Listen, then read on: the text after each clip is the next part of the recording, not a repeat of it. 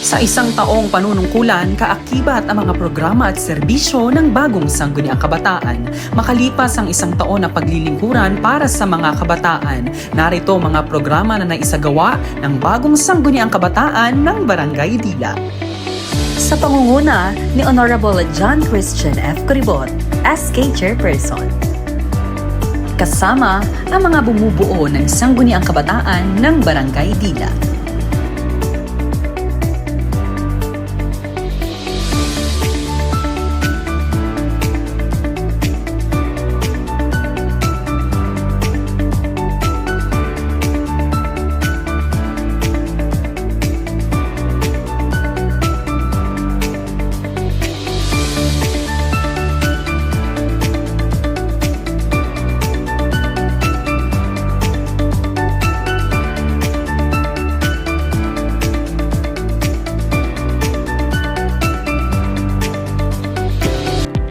Sa isang taong panunungkulan ng Sangguniang Kabataan ng Barangay Dila ay sama-sama nating napatunayan na sa pamamagitan ng kagustuhan at pakikipagtulungan makakamit natin ng magagandang bagay na ating nais ipamulat sa mga kabataan.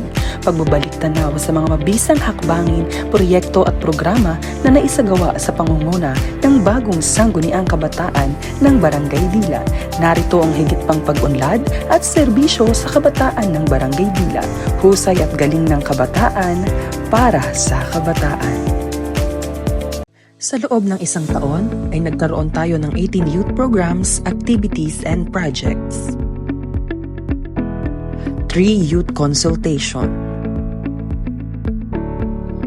9 youth municipal programs. 1 major award and recognition. And 19 special meetings and regular session. Sa education, tayo ay nakapagsagawa ng programa na para sa 35 college graduating students beneficiaries na nabigyan natin ng 1,000 pesos at certificate. At kasabay rin ito ang pre-printing materials para sa mga kabataan ng ating barangay. Para naman sa social inclusion and equity, tayo ay nakiisa sa Kulayaan 2024 Pride Month Celebration. Dito natin ipinakita ang pagsuporta natin sa mga member ng LGBTQIA+ community sa ating bayan at lalo't higit sa ating barangay.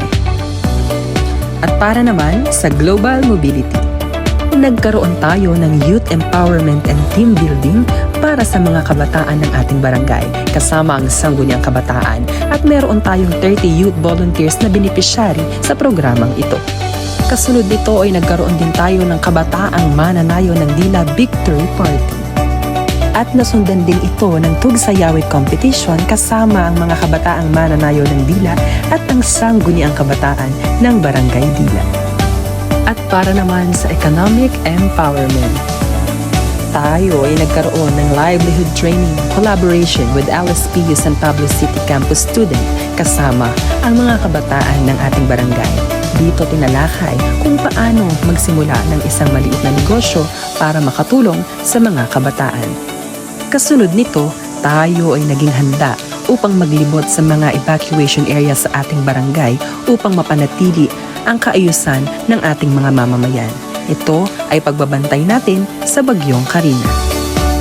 At para naman sa peace, building, and security, nakapagsagawa tayo ng isang talakayan na Stop Bullying Awareness Campaign para sa mga kabataan ng ating barangay.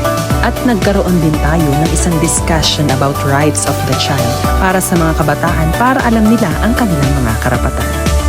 At nasundan din ito ng isang workshop kasama ang mga UPLB students para sa ating mga kabataan. Ito ay pagpapalago ng isang youth organization para sa isang samahan. At para naman sa health, tayo ay nakiisa sa tao ng Nutrition Month Celebration 2024 na may temang sapipan sama-sama sa nutrisyong sapat para sa lahat. Kasabay ng selebrasyon ng Nutrition Month, tayo ay nagkaroon ng isang Stop Teenage Pregnancy Awareness Campaign para naman sa mga mamamayan at kabataan ng ating barangay. At naglungsad din tayo ng isang feeding program sa Purok 3 Salang Bato. Para naman sa active citizenship, nagkaroon din tayo ng Interbarangay Basketball Tryout na dinaluhan ng mga kabataan. Ito ay nahati sa 3 division, midget, junior at senior, kasama ang sangguniang kabataan ng Barangay Dila. Nasundan din ito ng pakikiisa natin sa selebrasyon ng Children's Month celebration kasama ang mga kabataan at sangguniang kabataan ng Dila. At kasabay nito, tayo ay nakilahok sa pagalingan sa pagsayaw sa Kundayan sa Kalye 2024 at tayo ay tinanghal na 4th placer noong August 25, 2024. At nagkaroon din tayo ng isang programa na pagbibigay sa Diwa ng Kapaskuhan. Ito ay naganap noong December 2023 para sa mga kabataan ng ating barangay. At para naman sa governance, tayo ay nakasama sa isang leadership trainings kasama ang SK Chairperson sa Bayan ng Bae.